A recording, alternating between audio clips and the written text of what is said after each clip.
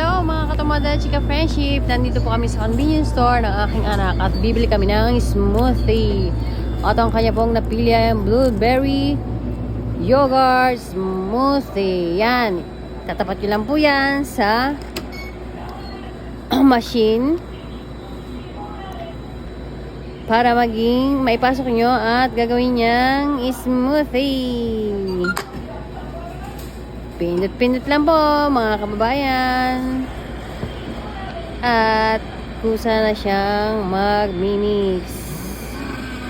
Mekos-mekos yan. Galit pa yata ang mekos-mekos na mixer. At yan nga po ang uso daw dito sa mga kabataan. Ang instant smoothie sa 7-Eleven.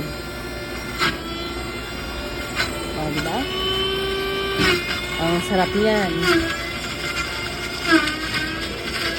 Blueberry yan. Medyo maasim-asim. Blueberry and yogurt. Oh, ang tagal naman natin mag-mix. Pero hindi seconds lang yun.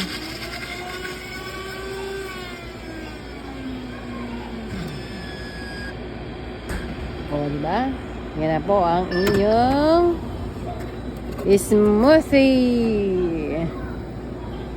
Fruits smoothie. At ito naman po ay ang isa pang smoothie na ichigo, strawberry banana smoothie. Pero may pineapple din siya eh.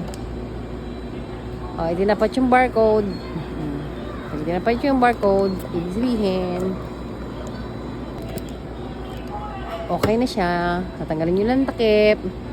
At pendant lang. At yan na nga ho. Pinindot na. I-push nyo lang yan. At talagang magkakaroon na kayo ng instant smoothie. Ops, mix lang ng mixer. Instant mix.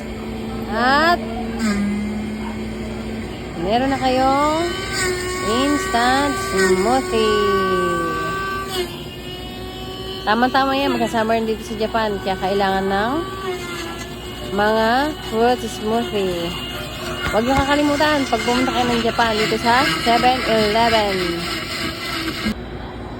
lang siya mabibili.